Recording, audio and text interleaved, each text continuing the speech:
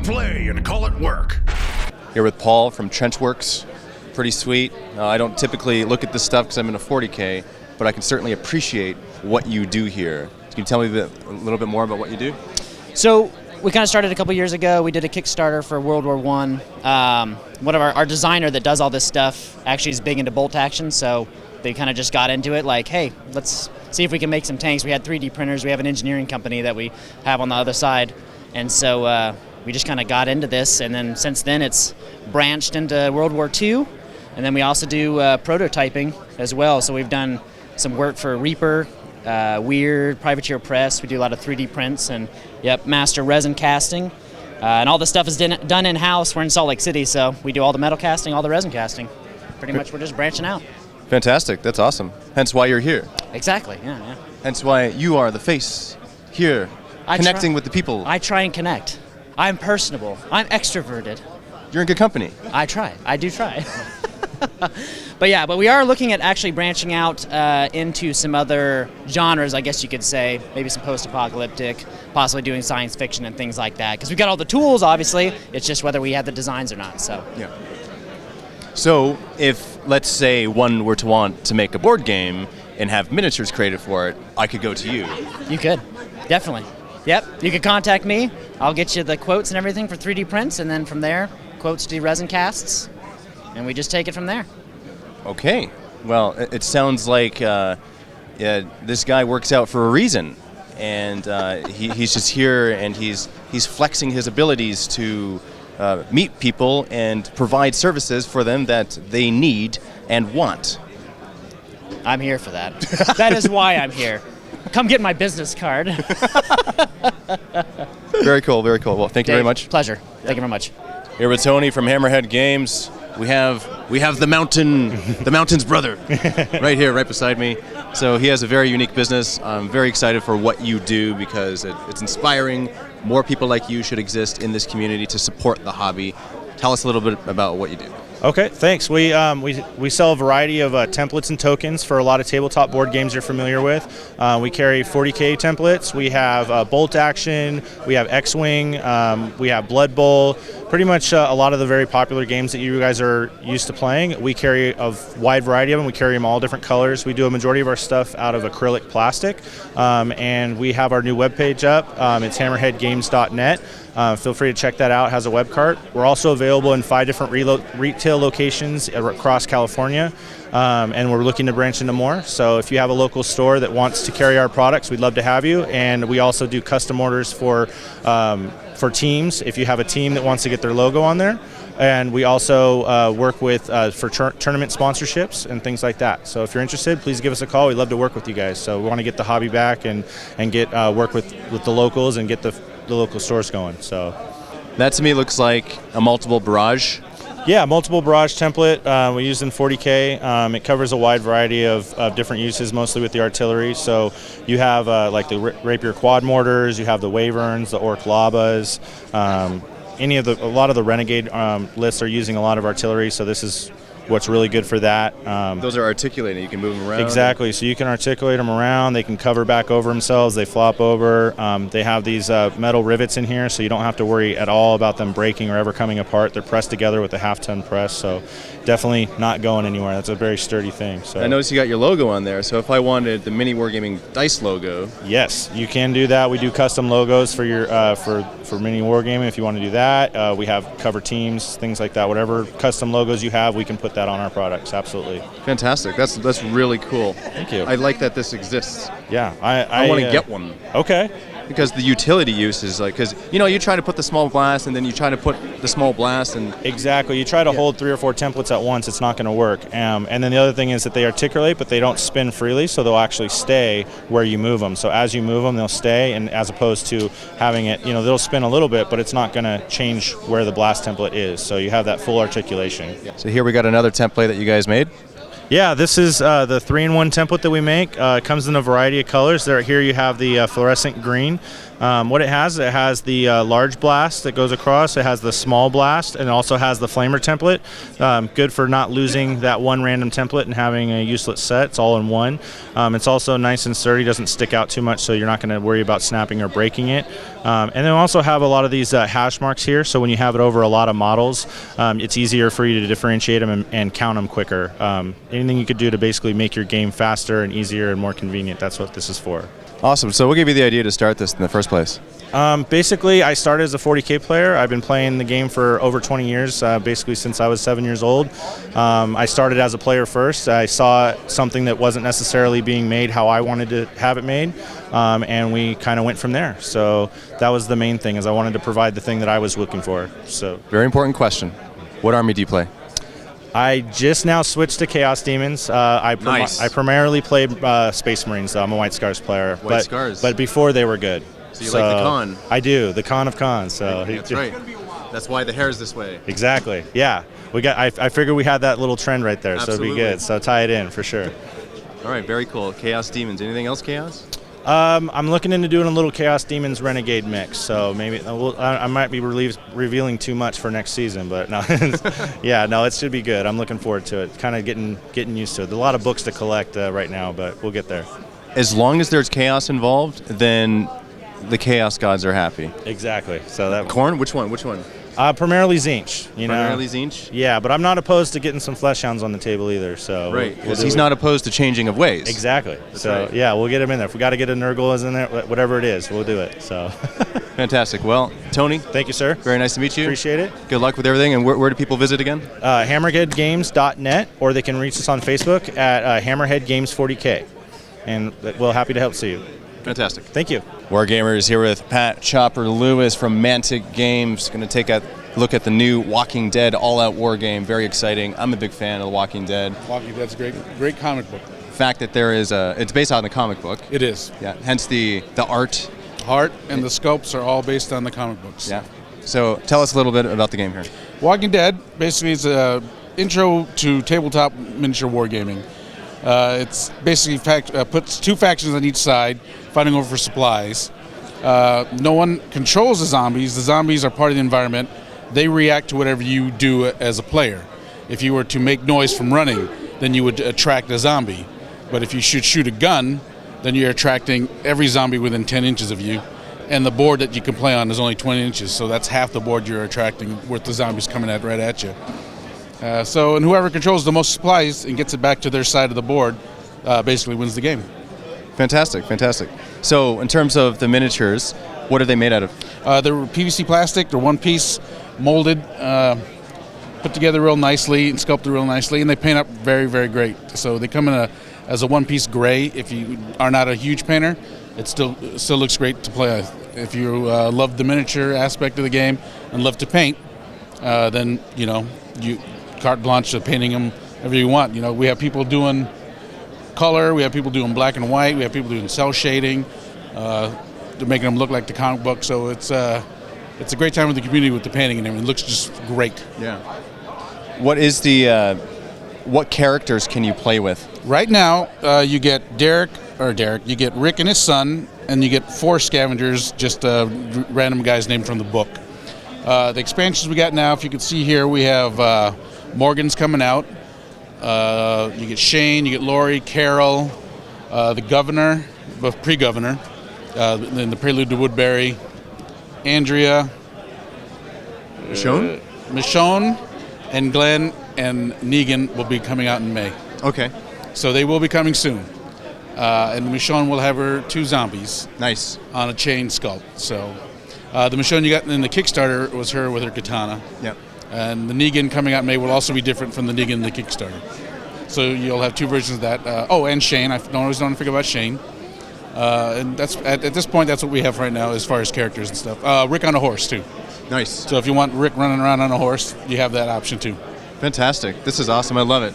Anything more Walking Dead stuff, I am for. The fact that you guys, Mantic Games, you guys are doing it, I'm very excited about that. And this is something that you can play. What's the gameplay? About 60, 90 minutes? Yeah, I would say even less. I'd say maybe 45 to an hour. Yeah? Once you get the rules down, it can go very quickly, depending on how many points you play. And how many players? Basically 2, but we've done multiple players. We've done four-way free-for-alls. We also have done 6-player co-ops. There's certain scenarios where you can try to get out of Atlanta. You try to go across maybe three mats worth of distance, and you got to work together to get out. But whoever kills the most zombies wins. How many mats does the game come with? It comes with the one paper mat right now. But the game is also designed that you don't need to use the mat. You can just mark out whatever area you want and put the terrain in it. So what's the typical playing space? 2x2? 20 inches. 20 inches, so a little less. Could you play with more? Could you play with a 4-foot area? If you play up to 200 points per side, then you might want maybe almost 36 inch by 36 inch play space, because you're going to definitely drop more zombies out. The number of zombies you put out also depends on how many points you're playing with. So, how many zombies come in the game? in the base game, 16. Are there expansions where you can get more zombies? Every booster comes with 2 characters and another zombie. And at the Prelude to Woodbury, you'll get the governor, and I think it's 6 zombies. Fantastic. So, yeah.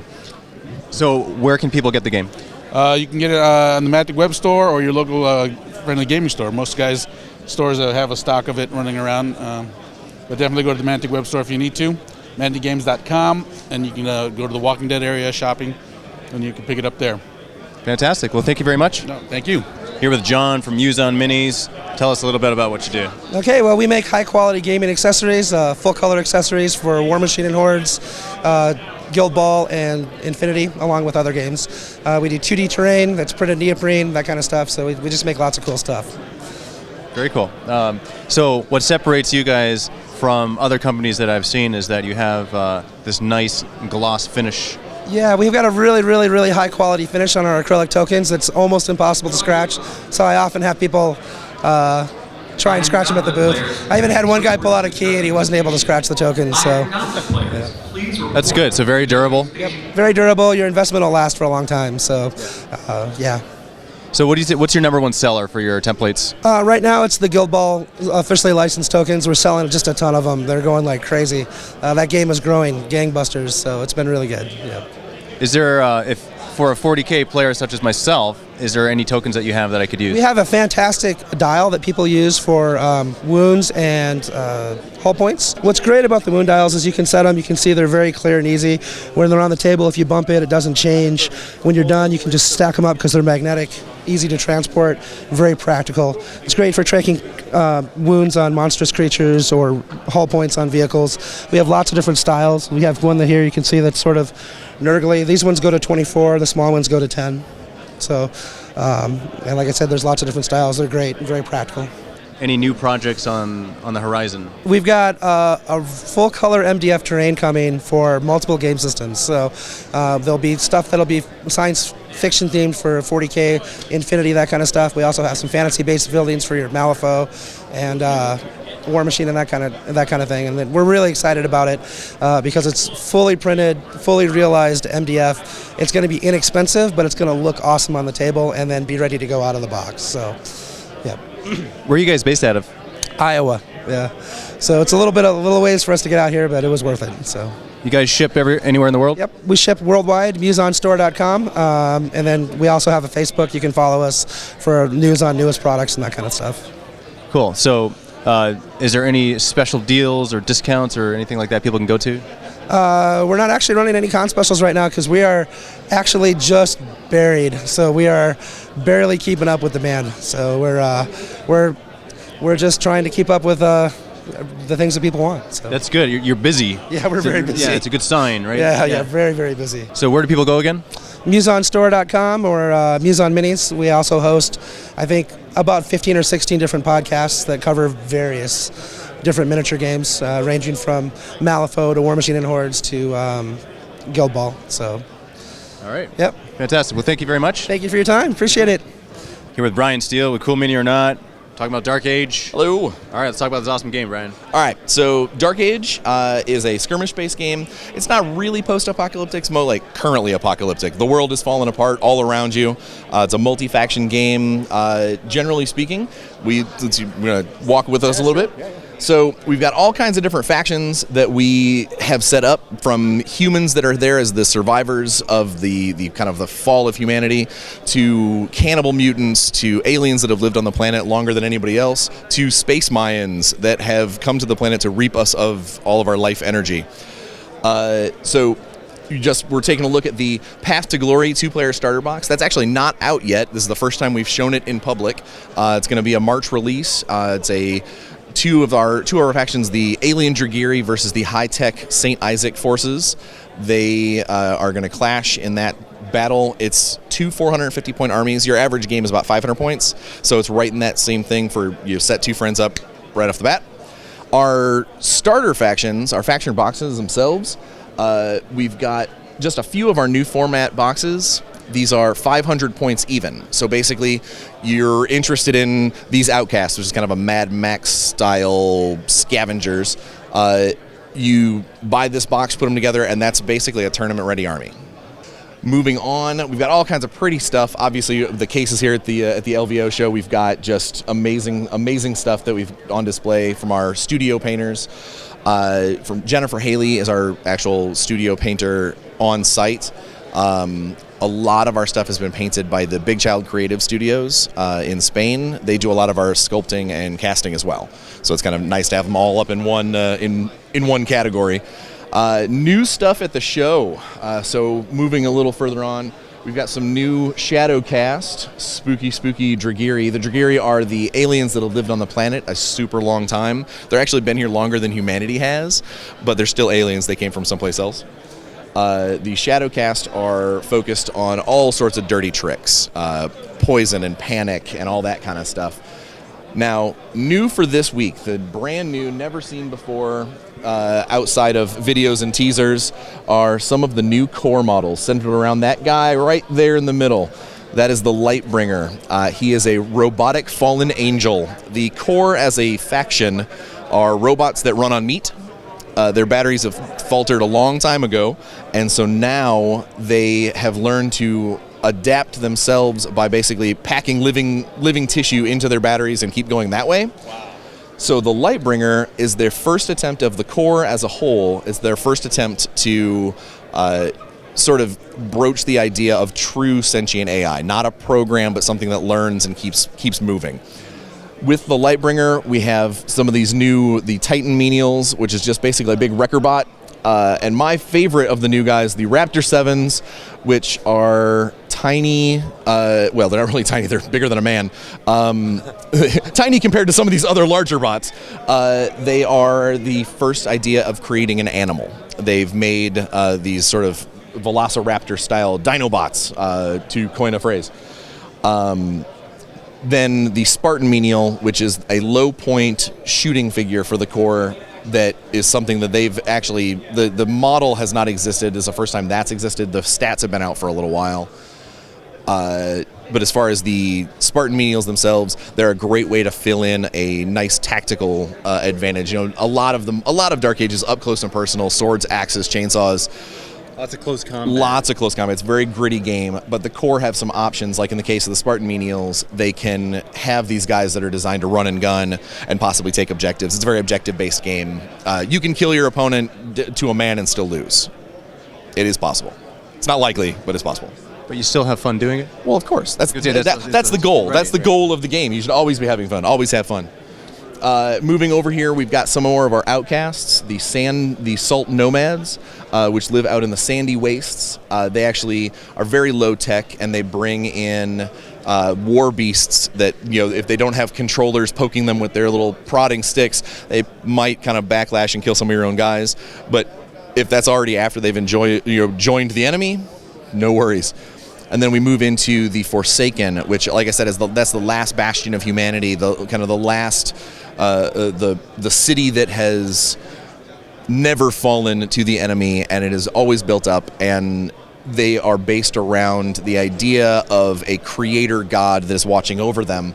So all of their sub-factions are based off of the individual war saints, and each saint has kind of got their own mentality of how they teach their forces to fight and such. This is fantastic. I'm looking at just the impressive scope of all the miniatures here. Just insane. Like I'm looking at like production costs. Like I'm thinking in my mind, right? Like it's ridiculous. I'm looking at something ridiculous right now. Well, like having looking at it from behind the scenes and knowing the cost of things, and this is incredibly impressive. Dark Age has been around a while in one form or another, but back in 2015 we kind of made a real active push to bring it into a more modern feel, get rid of some of those old 90s figs and bring them up into a newer style, and that's where we started bringing out those Salt Nomads and some of those newer, the crisp, clean sculpts. And when we started doing that, we started noticing some of the older sculpts really looking dated. You could tell you had one guy sitting next to another and be like, So we said, you know what, we've got the ability, cool mini or not, we're a big company, we can do this. So we started resculpting those old guys, and we're still in the process. We still have factions that we're working on resculpting. Every month we put out new sculpts, and then sometimes I'll announce hey, I know you guys recognize this, but here's a new version. And we're getting a lot of really good feedback, and Dark Age is really kind of taking back off. So I'm very excited. Very cool. So where can people go to get some Dark Age? You can go to dark-age.com to go to our actual Dark Age website. We've got multiple different Facebook pages a lot of fan pages and things. Or you can always go to cmon.com and link to us from there. Fantastic. Excellent. Thank you. Thank you. Here with Todd from Table War. How's it going, Todd? Hey, it's going great, Dave. Awesome. Good to see you. Very excited to see your products, your fat mats, and everything. Let's just jump right in. Let's take a look at this stuff. Awesome. Yeah, one of our biggest products is the fat mat. We continue to sell them direct to customers this year, and we sell in Australia, we sell in Europe, and we sell in the US. But basically, this is a neoprene-backed material. This is one of our brand new ones, the Tundra. It's coming out, it's released this month. It comes in 6x4, 4x4s, and also a 3x3 size. We also have another brand new one for release, which is an extension of our existing 6x4 industrial. This is a 4x4 industrial and just continues the theme. It has a new landing pad with a sequential number over the others. Over behind you here, we have the Ocean fat mat. This one is something unique we did for Firelock Games for their Blood and Plunder. Is we made movable islands to go along with their scenarios. So the guys at Firelock love these, and you can actually buy these exclusively from them. The Ocean mats can be bought from either them or us. And the last one I want to show you of the fat mats is a brand new industrial. This is Ruined City. It extends from our popular Urban Combat, and it's tileable, a lot dirtier, a lot of grittier, but you still have those hidden deployment lines for games like 40K. All right, after that I want to take you over to our brand new product, the Macro Mats. This is basically a photography backdrop that we use for taking pictures of small scale objects like hobby miniatures. So basically this is the full set. It comes with 3 different backdrops. This is a blue gradient. This is our warm. And then we have also a cool backdrop. A little bit grayish versus the brown. What you get with a photo backdrop, one is photographers use them because it helps focus the eye of the person viewing the art on the subject, right? What you do with the reason why you have different ones like a cool, warm, or a blue gradient is so that you can choose the one to give you the best contrast. So that's why in our kit we give you all 3. It comes with a stand that's very adjustable, comes up and down, as well as even a little carry bag. Everything fits actually in this little bag. It's about 16 inches long. If you look at the pictures that we have on the box here, and we have several, most of these pictures we're taking with an iPhone without even using the flash. The key thing is you don't need to be a professional photographer or have a great light box or a great camera to get great pictures. It's really kind of dumbing it down for the layman. And what we've found is you can take it in decent light inside so long as you don't have light coming in from the outdoors, right? Or very harsh light coming in from a side. If you just have kind of regular lighting in your house, just set these up, come in with your phone and take a picture. It'll look great. You have a fancy camera, you have a light box, great professional lighting. Of course, that's going to come out great too. And then the last product I want to show with you guys today is the tableware case, the tower case line, and we have 3 sizes: a full size, a half size, and then we have a mini size. The mini size I don't have on the table here, but it goes underneath a seat on an airplane, so very good for travel. But basically, the tower case line, you use it for display, storage, and transport of your hobby miniatures. It's a modular system, meaning you can mix and match to conform with your changing army, and it's also an isolation storage system, meaning your pieces don't touch the others, and that's done with magnetization. So you can see over here at the trays, and I have several out here, they have a tin base on the trays. You can choose either go kind of vanilla blank like this, or you can use what we call the toppers to fit the various sizes of your miniatures bases, and you put a rare magnet underneath. It'll stay on the tin. You can turn the tin upside down, and your miniature will stay in place while not touching other miniatures. So that's the great thing about that. They come with things like drawers where you put your codexes, you can put your dice, your rulers, those type of things. And all the display boards where you put the trays in are removable or adjustable. So it's a great system. We came out with that one about 6 years ago. Fantastic. I think all these things are awesome for the hobby because it's things in addition to the main core hobby, right? So like your mats, it's awesome, like, especially with the storage. It's light. You can transport it. I love that. Your case is same thing, and your macro. We actually just recently got one of your macro mats, and the thing I like about not selling any products on the store is that I'm able to give an honest opinion about stuff, right? Like, so if you sent me something and it was like dented, like, dude, you got to fix this. You're gonna hear about it. But no, like when we got it, it was great. We opened it up. It was everything that you said it was, and it was good quality. So that's what we like to hear. So, and I actually backed the Kickstarter, so I didn't even get a free copy to say that. So yeah. So it's great, right? I have a few extra empty boxes I could probably give you. Okay, there you go. Yeah, we can prop it up and yeah. So anyway, very cool. Thank you very much. Yeah. Appreciate the time, Dave. Yeah, no, you guys create good quality products, so like happy to do a video and happy to show it off. So great. Where can people go to get this stuff?